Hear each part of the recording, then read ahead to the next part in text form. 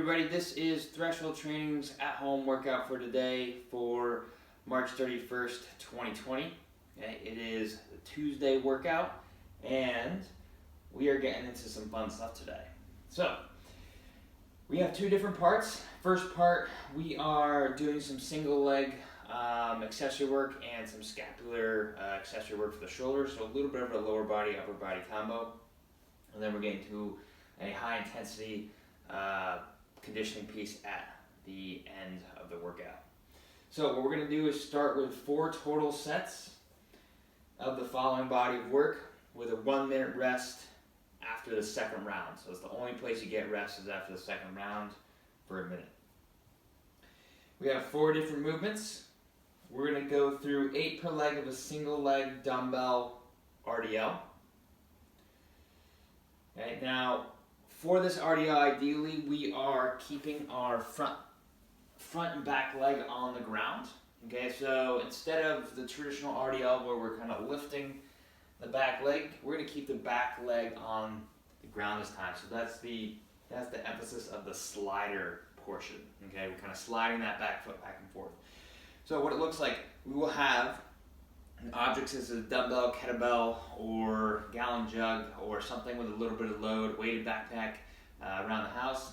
And we're going to do 1 leg at a time, 8 reps per leg.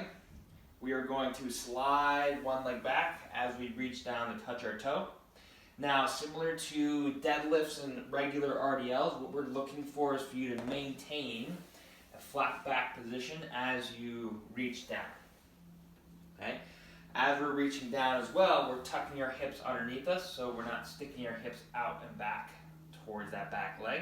We should have most of our weight shifted forward on the front leg. Okay? We can unlock the knee a little bit, so we have a little bit of a knee bend as we perform this movement. Okay? And then I will switch sides. Okay. From there, we're going to go to 8 per direction of a shoulder lateral raise to front raise. Okay, so we're going to find 2 different objects. These are 3-pound weights. You can also use canned goods. So oftentimes like canned beans or canned sweet potatoes or peas or something like that. You can find a can of it. You can use it as your weight for today. These don't need to be very heavy because you're doing 8 per direction. Okay, so this is more going to be taxing your endurance. So I'm going to hold the weights in my hands. I'm going to raise them out to the side, bring them in front, and come down. Raise them out to the side, come in front, come down. Once I've done 8 that direction, I will do 8 the other direction. So the other direction is forward, out to the side, and down. If you have a pre-existing shoulder injury, okay, just be careful of which movement bothers you. If there's a movement that bothers you, you can just change the angle at which you do these. So for example, if coming out to the side bothered me, maybe I just go forward and a little bit diagonal and down, or the opposite way. So you can always change that angle as needed. Next, we'll do 8 per leg of a lateral lunge slider. Okay, so I can do this with or without load. Okay, so what I'm going to do is I'm going to slide 1 leg out as I squat on another leg, and then come right back up. Okay, you're going to go as low as you feel comfortable. Okay, some folks can get down as low as a single leg squat. Other folks can just stay in that partial squat. Whatever helps you maintain the point of performance of keeping the hips, knee in line with the toes, and we're not deviating or twisting one way or the other. Okay? The other limiting factor will be how well you can bring this opposite leg in. So as you bring this leg in, it's going to be very taxing on this inner thigh. Okay? So for some folks, that's really challenging to bring that leg in.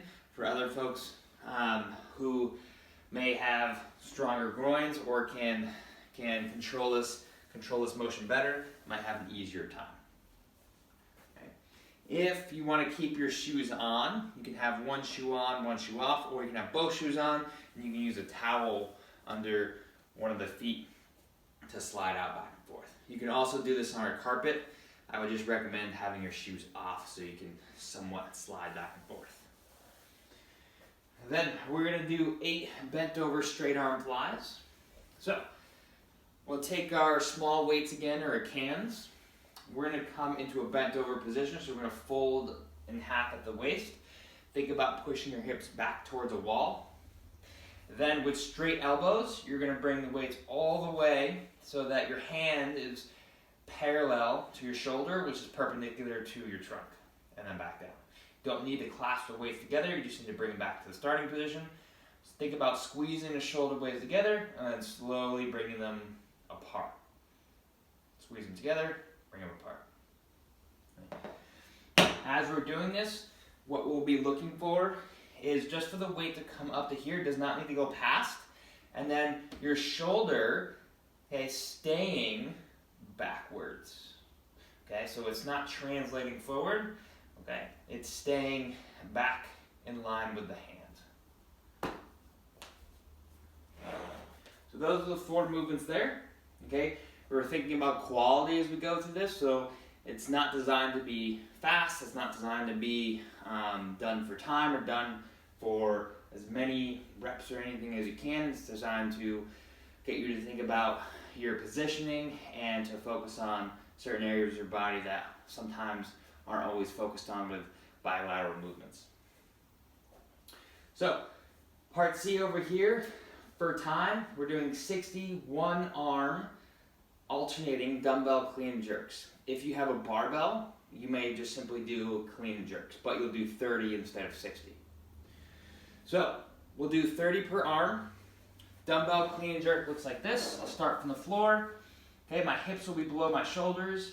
I'm going to get the dumbbell up to my shoulder, and then I'm going to jerk it overhead. Then I'll safely lower it, bring it down. I can switch hands in midair, or I can switch hands on the floor, and then perform on the other arm. So as I'm doing this, okay, I'm thinking about bringing my hips low every time and my chest tall every time the dumbbell comes back to the floor. That way they'll end up like this. Okay, and I'm utilizing as much legs as I can. On the jerk, right, I'm thinking about keeping the torso tall as I dip down and as I finish overhead. Okay, that way I'm never losing midline position like this. And I'm being efficient with my dip and drop. So I'm not fully squatting or dipping my torso forward or leaning back too much. I'm just simply going down straight like an elevator and right back up. So what I would invite you to do is, before you start this workout, let's do a couple repetitions of either the dumbbell clean and jerk or the barbell clean and jerk, so that you can understand the positioning and the speed at which you're going to go. So practice it at workout speed. That way you're practicing your cycle time and how you're going to cycle it. For those who have a barbell, okay, a couple ways we can think about this is, when you're coming down, either you come back down the front rack, hit the thigh and come down to the floor, okay, really making sure your hips get low, or you bypass the shoulder, hit your thigh on the way down, and then hit the floor and come back up. Okay, one option.